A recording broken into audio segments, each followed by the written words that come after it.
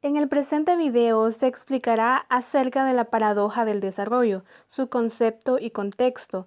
De igual forma, se presenta una teoría de las relaciones internacionales que se ajusta para dar una mejor explicación al desarrollo dentro de la región centroamericana. Asimismo, se brinda un análisis del cómo esta teoría se ajusta al fenómeno de la migración y cómo éste se relaciona con el concepto.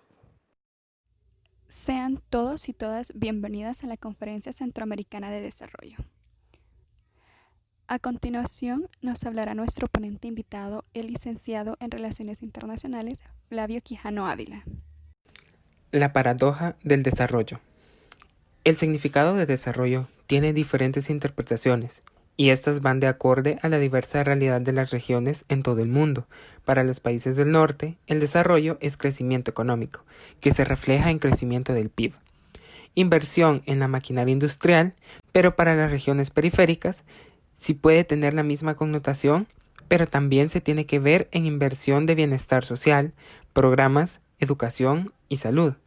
Así que, la paradoja nos da a entender esa diversidad conceptual que puede tener el desarrollo, por lo cual no se puede dar un significado específico. Y también, del concepto de desarrollo, existen otros términos como el desarrollo económico, social, humano, medioambiental, por lo cual el concepto que abordaremos es tomado de una manera general. La teoría de la dependencia es un conjunto de teorías y modelos que trata de explicar las dificultades que encuentran algunos países para el desarrollo económico. Se refiere a la marginación económica y tecnológica que sufren los países subdesarrollados en relación con los industrializados. El autor más representativo fue Raúl Prebisch. Propuso el modelo económico denominado centro-periferia, el cual describe la relación entre la economía central y la periferia. Presenta a la primera como una economía autosuficiente y próspera, y a las economías periféricas como aisladas entre sí, débiles y poco competitivas. Surge a finales de la década de 1950, a partir de las investigaciones de la CEPAL. En cuanto al contexto histórico, tenemos que la economía internacional y las economías latinoamericanas experimentaron una serie de cambios sustanciales en la primera mitad del siglo XX. La decadencia definitiva de las potencias imperialistas de finales del siglo XIX, que llevó a la formación de nuevos estados en Asia y África, la Primera Guerra Mundial, el fin del ciclo económico depresivo, nos referimos a la crisis de 1929 a 1933, así como a la conclusión de la Segunda Guerra Mundial y la consolidación de los Estados Unidos de América como la nueva potencia hegemónica mundial, país en el que se generalizó el Fordismo como régimen de producción y circulación, e impulsó una nueva revolución científico-técnica. Condujeron a la recomposición de las fuerzas político-económicas mundiales y a la creación de un sistema de instituciones internacionales y multilaterales encargadas de investigar y proponer alternativas de desarrollo en el marco del restablecimiento de la integración económica mundial. En cuanto al contexto político, tenemos que en la etapa posterior a la Segunda Guerra Mundial, Latinoamérica vivió un periodo muy conflictivo debido al auge de las dictaduras en los diferentes países y, como consecuencia, el surgimiento de los movimientos de liberación nacional que buscaban derrocar a las dictaduras para así establecer un sistema democrático en su estado. Otro suceso importante se dio en la Guerra Fría, que fue la Conferencia de Bandung, originalmente dirigida para Asia y África, pero luego Latinoamérica fue invitada. Fue un suceso político importante, puesto que los países latinoamericanos oficialmente formaban parte del movimiento de los países no alineados. En cuanto al contexto económico, tenemos que, terminado el largo ciclo depresivo, caracterizado por dos guerras mundiales, una crisis global en 1929 y la exacerbación del proteccionismo y del nacionalismo, se restablece después de la Segunda Guerra Mundial, a través de la hegemonía norteamericana, la integración de la economía mundial. El capital, concentrado entonces en los Estados Unidos, se expandió para el resto del mundo, en busca de oportunidades de inversión orientadas hacia el sector industrial. En el caso latinoamericano, el presidente John F. Kennedy lanzó la Alianza para el Progreso, que tenía como objetivo mejorar las condiciones sanitarias, ampliar el acceso a la educación y la vivienda. Para entonces, en América Latina se empezaba a desarrollar el modelo EASY. La teoría de la dependencia representó un esfuerzo crítico para comprender las limitaciones de un desarrollo iniciado en un periodo histórico en que la economía mundial estaba constituida bajo la hegemonía de enormes grupos económicos y poderosas fuerzas imperialistas, en donde la dependencia se expresaba claramente como la situación en la que un cierto grupo de países tenía su economía condicionada por el desarrollo y la expansión de otra economía a la que estaba sometida. En el caso de nuestra región, esta es la teoría que más se ajusta a nuestra realidad. Como características de la teoría, tenemos que hace énfasis en lo estructural, mostrando los condicionamientos sociales del desarrollo económico y de los aspectos políticos, y una necesidad de examinar los fenómenos complejos de la naturaleza internacional, lo que condujo a utilizar el concepto de dependencia. Es entonces que la teoría de la dependencia en América Latina se empieza a desarrollar en las primeras décadas del siglo XX. América Latina aplicó una estrategia de desarrollo basada en el proteccionismo comercial y la sustitución de importaciones. Los bancos centrales latinoamericanos se esforzaron en sobrevalorar sus propias monedas para abaratar sus importaciones de tecnología. La estrategia funcionó satisfactoriamente durante la década del 70, cuando se produjo un crecimiento generalizado del precio de las materias primas en los mercados internacionales, que influyó muy negativamente en las economías centrales. Pero en la década del 80, la contracción de la demanda internacional y el aumento de los tipos de interés desembocaron en la crisis de la deuda externa, lo cual exigió profundas modificaciones en la estrategia de desarrollo. El modelo de Raúl Prebisch sostiene que para crear condiciones de desarrollo dentro de un país es necesario propiciar la eficiencia del papel gubernamental en términos de desarrollo nacional, incrementar los sueldos y salarios de los trabajadores, para generar de esta forma mayor demanda interna, desarrollar un sistema seguro social más eficiente por parte del gobierno y desarrollar estrategias nacionales coherentes con el medio de sustitución de importaciones. De acuerdo con Blomström y Hetme, en 3 ejes quedan expresadas las preocupaciones de los teóricos de la dependencia. El primero, en el cual el subdesarrollo está conectado de manera estrecha con la expansión de los países industrializados.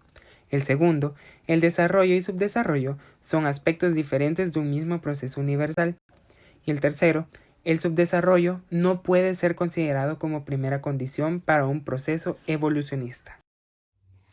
Muchas gracias por su excelente presentación. A continuación, se abre un breve espacio para realizar preguntas.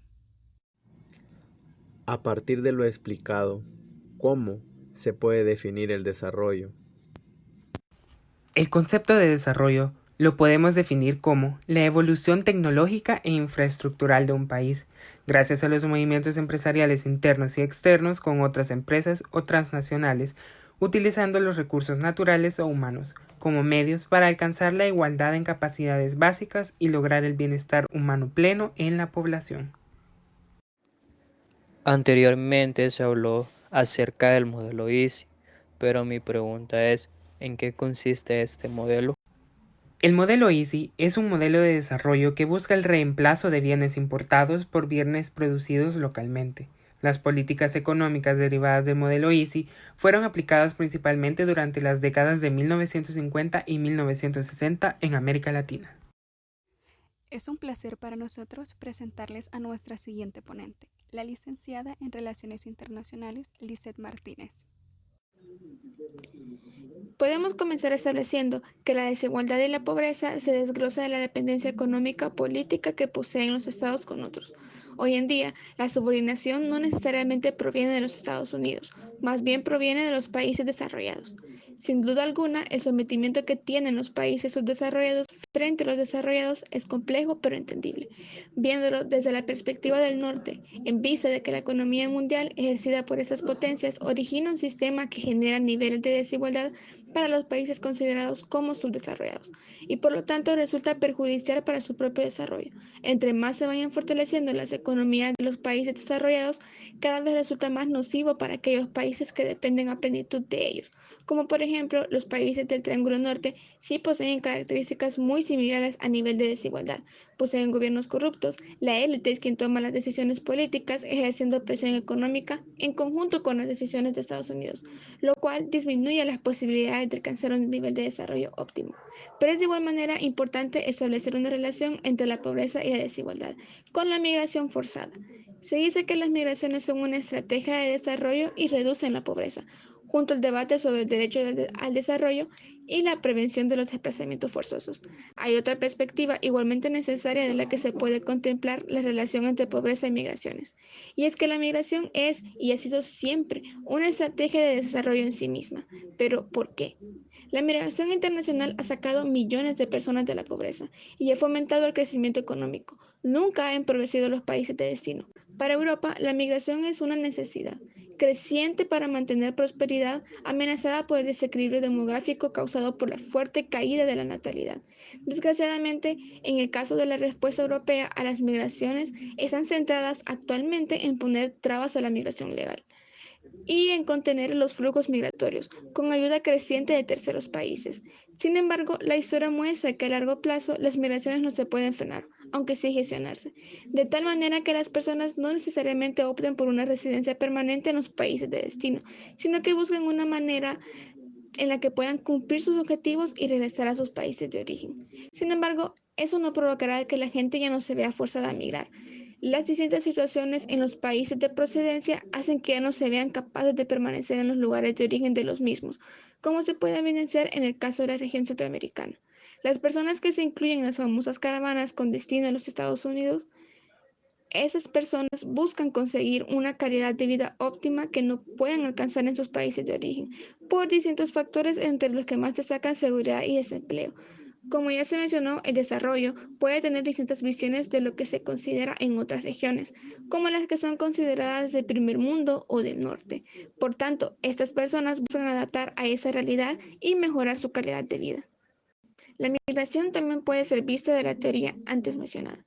La teoría nos postula que el desarrollo de los países del tercer mundo tiene un grado de subordinación al centro, en contraste con el desarrollo de las naciones centrales, cuyo desarrollo es independiente, por lo que se aplica de una mejor forma a la realidad que viven los países de la región centroamericana, ya que explica problemas estructurales como la migración, la pobreza y el desempleo, y otras problemáticas que se pueden encontrar presentes en la región, debido a la relación estructural con Estados Unidos. A partir del fenómeno de la migración se puede establecer un vínculo estrecho con el término co-desarrollo. En primer lugar, debemos preguntarnos, ¿por qué migran las personas? En la actualidad, la migración no solo se debe a la falta de desarrollo, pues durante el final del siglo XX y a principios del siglo XXI, este fenómeno se vio influenciado por las razones demográficas, falta de recursos, desestabilidad política, desarrollo desigual, inseguridad, problemas ambientales, desastres naturales, conflictos, entre otros. Pero a pesar de las diferentes razones que lleven a las personas a migrar hacia otros países, todos buscan una mejora de oportunidades con el fin de aumentar su poder adquisitivo en el país de destino, todo para mejorar la calidad de vida de ellos y de las familias que todavía viven en los países de origen. Es importante definir el concepto de codesarrollo. Según el autor Sami Nair, es una propuesta para integrar migración y desarrollo de forma que ambos países, el de envío y el de acogida, puedan beneficiarse de los flujos migratorios. Existen puntos clave en los que se puede entender esa vinculación positiva entre migración y desarrollo. La migración no se puede ver solo como algo negativo. No se puede considerar la cooperación para el desarrollo como una vía para poder evitar las migraciones. El punto clave de ese término no es favorecer el retorno de los inmigrantes, tampoco tiene como objetivo que lleguen nuevas migraciones. Lo que busca es reforzar la integración en el país de destino y al mismo tiempo ayudar a crear las condiciones sociales para que los migrantes potenciales no tengan que abandonar su país. Antes de introducirnos al ejemplo, es necesario resaltar que el desarrollo, la pobreza y la desigualdad son básicamente conceptos multidimensionales y centrados en el individuo. Todos ellos se fundamentan, aunque de diferente forma, en las capacidades individuales que tienen un impacto final en el bienestar de las personas.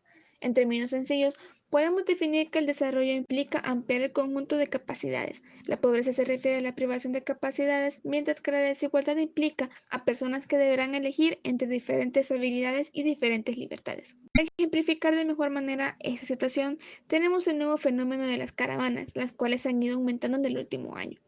La primera caravana partió desde San Pedro Sula, Honduras.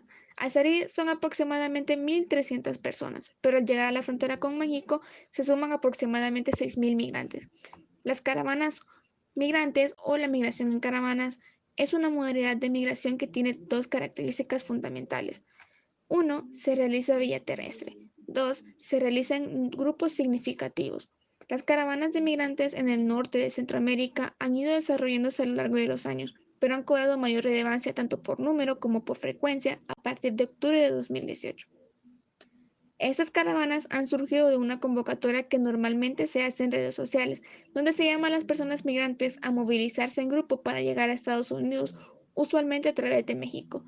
Quienes migran creen que la migración en caravanas de alguna manera significa mayor protección a las personas migrantes al estar menos expuestas a delitos y abusos que suelen encontrarse en la ruta, mayor asistencia de entidades gubernamentales y no gubernamentales, menores costos asociados, pues hay menos necesidad de contratar un coyote o traficante para cruzar fronteras. Las caravanas migrantes del norte de Centroamérica de este periodo se han caracterizado por estar constituidas mayoritariamente por adultos hombres y en menor medida por mujeres, niñas y niños. Hay un relativo consenso entre las instituciones y organizaciones involucradas de que estas personas desconocen en realidad los riesgos y las características de la ruta y que por lo general tienen una noción idealizada de lo que es migración. La migración refleja problemas internos que los gobiernos centroamericanos a lo largo del tiempo han demostrado. La vulnerabilidad de las instituciones de gobierno, la corrupción y la falta de empatía de las élites económicas que juntos engloban cómo dirigir un Estado ponen en evidencia ese desinterés por la población en general, y más que todo aquella población que no puede tener un sustento diario. Esta era una de las razones por las cuales las personas migran de un estado a otro. Como dato adicional, tenemos que 3 millones de migrantes provenientes del Triángulo Norte viven en Estados Unidos, la mayoría en forma irregular. Representan alrededor del 60% de los migrantes totales de estos tres países, el 23% de todos los nacidos en El Salvador, el 8% de todos los nacidos en Honduras y el 6% de todos los nacidos en Guatemala viven en Estados Unidos. Muchas gracias por su excelente presentación. A continuación, se abre un breve espacio para realizar preguntas. Mi pregunta es, ¿cuál es la incidencia del comercio internacional para los países subdesarrollados? El comercio internacional agrava la pobreza de los países periféricos. La especialización que propone el comercio internacional asigna a las economías periféricas el papel de productores, es decir, exportadores de materias primas y productos agrícolas y consumidores, importadores de productos industriales y tecnológicamente avanzados. De igual forma, la expansión económica tiene efectos diferentes sobre la demanda de productos industriales y la de productos agrícolas. Cuando los países de la periferia crecen económicamente, sus importaciones tienden a aumentar más rápidamente que sus exportaciones. ¿Hay alguna organización internacional que se haya enfocado en la migración, específicamente en el nuevo fenómeno de las caravanas? La OIM, la Organización Internacional para las Migraciones, enfoca su atención a las y los integrantes de las caravanas migrantes en cuatro ejes. Número 1. Entrega de información. Número 2. Fortalecimiento de las capacidades de las autoridades que están atendiendo a las personas migrantes de las caravanas. Número 3. Facilitación del retorno voluntario asistido de aquellos migrantes que deciden regresar a sus comunidades de origen. Número 4. Recolecta información sobre la población. Podemos concluir que la paradoja del desarrollo es de suma importancia para el estudio y análisis de la sociedad internacional. Su importancia radica en el comportamiento de los actores internacionales ante problemáticas tales como la pobreza, la desigualdad y las migraciones, así como también es importante observar la relación entre el norte y el sur dentro de la región centroamericana para la aplicación de una teoría que mejor se adapte. En este caso, la teoría de la dependencia encaja a la perfección mediante un estudio de caso visualizado con anterioridad en la región. De esta manera, damos por finalizada la conferencia centroamericana y agradecemos a nuestros ponentes por su excelente participación.